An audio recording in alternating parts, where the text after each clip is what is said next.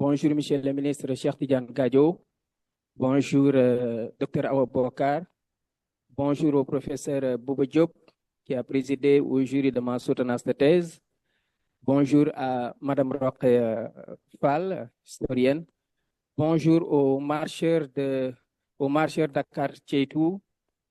Bonjour aux étudiants, bonjour aux élèves, bonjour aux panélistes. Nous avons été vraiment très honorés ce matin d'être associés à cette activité. C'est tout le plaisir pour nous d'intervenir, mais de manière brève et succincte. Donc, on ne pourra pas revenir sur tout. Une partie de ma communication se trouve dans mon ouvrage intitulé Racines égyptiennes de l'au-delà musulman, publié chez l'Harmattan en 2011. Une partie se trouve dans ma thèse et une partie se trouve dans mon prochain livre, mes deux prochains livres qui vont sortir en 2024. L'un sous forme de roman intitulé Phara le roi soleil, et le deuxième, une partie de ma thèse qui sera publiée, qui est intitulée Pharaon, Dieu ou roi des hommes, survivance dans les traditions négro-africaines. Donc, l'objet de ma communication, c'était de montrer qu'en réalité, toutes les religions partagent un fond commun. J'ai fait un tableau dans lequel j'ai pris 4 éléments des religions, à savoir la cosmogonie. Deuxième élément, le monothéisme. Troisième élément, ce qu'on appelle le pontificat ou le califat ou le vicariat, si vous voulez. Et le quatrième élément, le rituel. Et dans ces 4 éléments, j'ai essayé de montrer à travers des textes religieux qu'en réalité, toutes les religions parlent le même langage. Et ça nous permettra de finir avec la conclusion avec quelques recommandations. Donc, nous n'aurons pas le temps de revenir sur ce tableau. Comme je l'ai dit, vous pouvez les retrouver, comme l'a suggéré le modérateur, à travers les écrits qui sont déjà publiés et qui seront publiés. Mais nous allons directement, que les chercheurs ne crient pas à la légèreté.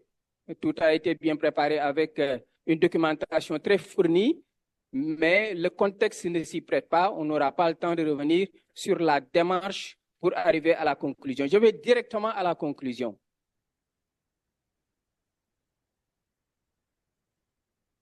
Les textes sont très clairs.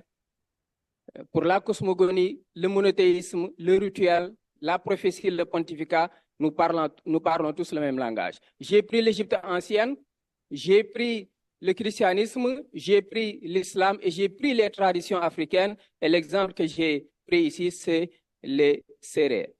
En conclusion, nous pouvons retenir premièrement que toutes les religions ont un fond commun. Donc, ce fond commun-là doit plus nous rapprocher plutôt que nous diviser.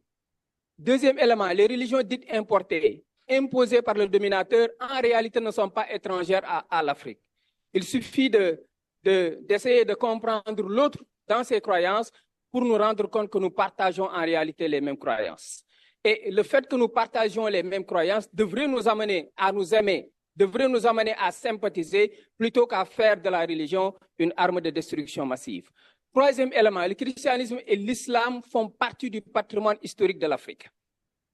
Quatrième élément, les religions se succèdent et se complètent. Cinquième élément, aucune religion n'est née ex nihilo. Sixième élément, la pluralité des croyances en Afrique est une richesse qui doit servir et non desservir. Septième élément, la diversité religieuse en Afrique dans la forme, mais c'est une unité dans le fond. Huitième et dernier élément, le fondement religieux d'une unité politique africaine qui doit être le vœu le plus cher de Cheikh Anta, à savoir les États-Unis d'Afrique. Je tiens à préciser cette phrase très intéressante qui se trouve dans les premières pages de Nation Nègre et Culture, là où Cheikh Anta dit à propos de la religion, parce que le thème est tellement d'actualité, et Cheikh Anta avait répondu à cette question. Aujourd'hui, on se rend compte qu'on veut recréer une nouvelle religion, on veut se débarrasser des religions qui sont dites importées et recréer une nouvelle religion qu'on appelle le kémitisme. Et dire en réalité que Cheikh Anta n'était ni musulman, ni juif, ni chrétien, mais il était kémite. En tout cas, Cheikh Anta a répondu à cette question de manière très précise. Il a dit à la page 23 de Nation Nègre et Culture, qui est son premier livre, qui est en réalité sa thèse qui a été refusée de soutenance, Il dit dès les premières pages, je le cite, mais comprenons-nous bien, je tiens à dire que je ne fais aucune allusion à la véracité de la religion musulmane ou chrétienne. Je pense que tout Africain sérieux qui veut être efficace à son pays à l'heure actuelle évitera de se livrer à des critiques religieuses. La religion est une affaire personnelle. Ici, il est question uniquement des problèmes concrets qui doivent être résolus pour que chaque croyant puisse pratiquer librement sa religion dans les conditions matérielles meilleures. Il serait donc malhonnête de lire ce livre avec l'intention secrète d'y trouver un seul mot permettant de le jeter en criant au blasphème. Fin de citation, Cheikh Anta Diop, je vous remercie.